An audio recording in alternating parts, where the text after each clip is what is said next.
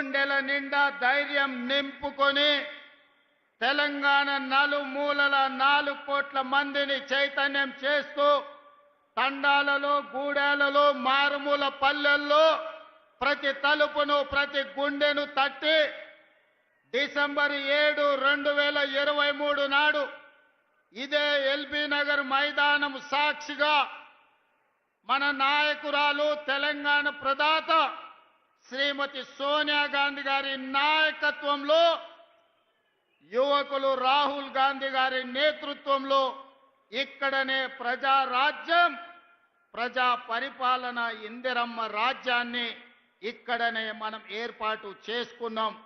ఆనాడు మొదలుపెట్టిన మన నడక ఈనాడు తెలంగాణలో నలుమూలల్లో రైతుల విషయంలో కావచ్చు, మహిళలు కావచ్చు, విద్యార్థులు కావచ్చు, నిరుద్యోగ యువకులు కావచ్చు, ఉద్యమకారులు కావచ్చు, అమరవీరుల కుటుంబాలు కావచ్చు, తెలంగాణలో ప్రతి ఒక్కరిని తడుతూ ప్రతి గుండెకు చేరుతూ ఈరోజు ప్రజా పరిపాలనను అందిస్తూ ఈ సమావేశాన్ని ఏర్పాటు చేసుకున్నాం. మిత్రులారా, ఈ 18 నెలల్లో ప్రభుత్వం ఏర్పడినాడు ఎంతకాలం ఉంటుంది ఇది?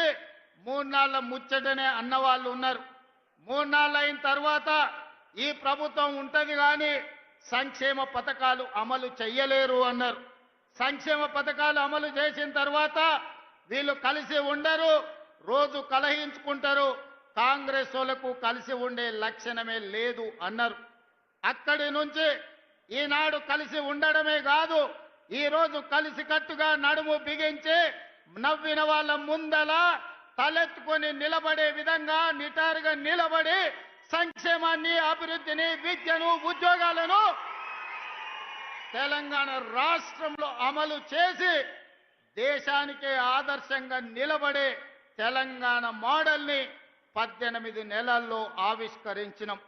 అందుకే ఈనాడు కన్యాకుమారి నుంచి కశ్మీర్ వరకు 150 రోజులు 4000 కిలోమీటర్లు మండు టెండల్లో మంచు కొండల్లో నడుస్తూ ప్రజలని కలుస్తూ ఆనాడు రాహుల్ గాంధీ గారు ఒక మాట ఇచ్చారు, మీరు తెలంగాణలో కాంగ్రెస్ ప్రభుత్వాన్ని ఏర్పాటు చేయండి, తప్పకుండా తెలంగాణ రాష్ట్రంలో జనగణనతో పాటు కులగణన చేస్తాం, అదే కాకుండా మాదిగ ఉపకులాలకు సంబంధించిన ఎస్సీ వర్గీకరణ చేసి తీరుతామని రాహుల్ గాంధీ గారు మాట ఇస్తే 2024 ఫిబ్రవరి 4 నాడు మొదలుపెట్టి 2025 ఫిబ్రవరి 4 నాడు సంవత్సరం తిరిగే లోపల సామాజిక న్యాయం చేస్తూ కులగణను పూర్తి చేసి ఎస్సీ వర్గీకరణ చేసి జాతికి అంకితం చేసి ఫిబ్రవరి 4ను సోషల్ జస్టిస్ డేగా ఈరోజు తెలంగాణ రాష్ట్రం జరుపుకుంటున్నది అని అంటే రాహుల్ గాంధీ గారి యొక్క ఉక్కు సంకల్పాన్ని ఈరోజు మనం అమలు చేస్తున్నాం. మిత్రులారా, ఈరోజు దెబ్బతిన్న ఆర్థిక వ్యవస్థ, అడగంటిపోయిన రాజ్యాంగబద్ధ సంస్థల ప్రతిష్ట, వీటన్నిటిని పునరుద్ధరించుకుంటూ ఒక్కొక్క కష్టాన్ని అధిగమించుకుంటూ ఒక్కొక్క సమస్యను పరిష్కరించుకుంటూ తెలంగాణ రాష్ట్రాన్ని అభివృద్ధి పదం వైపు నడిపించే పని ఈరోజు నేను నా మంత్రివర్గ సహచరులు ముందుకు తీసుకెళ్తున్నాం. కష్టాలు వచ్చినాయి, ఒడిదుడుకులు వచ్చినాయి, అయినా నిటారుగా నిలబడి తట్టుకొని వాటన్నిటిని అధిగమించుకుంటూ ముందుకు వెళ్తున్నాం. ఇవాళ మిత్రులారా, తెలంగాణ సమాజంలో 70% రైతాంగం, 70% రైతాంగం కోసం ఈ 18 నెలల్లో రైతు భరోసా కావచ్చు, రైతు బీమా కావచ్చు, లేకపోతే గిట్టుబాటు ధర కావచ్చు, రైతు రుణమాఫీ కావచ్చు, ఈ రోజు రైతులకు సంబంధించిన సంక్షేమ పథకాలలో సన్న వడ్లకు 500 రూపాయల బోనస్ కావచ్చు, 18 నెలల్లో ఈ దేశంకే ఆదర్శంగా నిలబడే విధంగా రైతాంగానికి 1,04,000 కోట్ల రూపాయలు ఖర్చు పెట్టి ఈ దేశంలో రైతులను ఆత్మగౌరవంతో నిలబడే విధంగా 25,55,964 మంది రైతులకు 21,000 కోట్ల రూపాయల రైతు రుణమాఫీ చేసి రైతులకు అప్పు రుణ విముక్తిని చేసిన పార్టీ ప్రభుత్వం కాంగ్రెస్ పార్టీ, తెలంగాణ ప్రభుత్వం అని ఈ వేదిక మీద నుంచి నేను గర్వంగా చెప్పదలుచుకున్న. మిత్రులారా,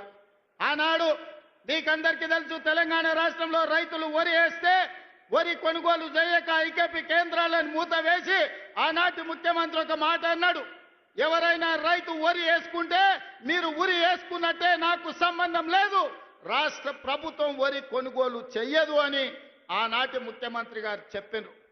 కానీ ఇందిరమ్మ రాజ్యంలో ప్రజాపాలనలో మనం ప్రభుత్వం వచ్చిన వెంబడే చెప్పినాం, మీరు ఎంతైనా వరి పండించండి, చివరి గింజ వరకు కొంటాం. చివరి గింజ వరకు కొనడమే కాదు, 500 రూపాయల బోనస్ ఇస్తామని ఆ ఎల్ల మాట ఇచ్చినాం. 2024-25 సంవత్సరంలో భారతదేశంలోనే అత్యధికంగా వరి పండించినాం. ఎంతయ్యా అంటే 2,80,00,000 మెట్రిక్ టన్నుల వరి ధాన్యాన్ని ఉత్పత్తి చేసి ఈ దేశానికి ఆదర్శంగా నెంబర్ 1 స్థానంలో నిలబడ్డ రాష్ట్రం తెలంగాణ రాష్ట్రం. ప్రతి గింజ మన ప్రభుత్వం ప్రజా పాలనలో కొనుగోలు చేసిందని ఈరోజు నేను గర్వంగా చెప్తున్న మిత్రులారా.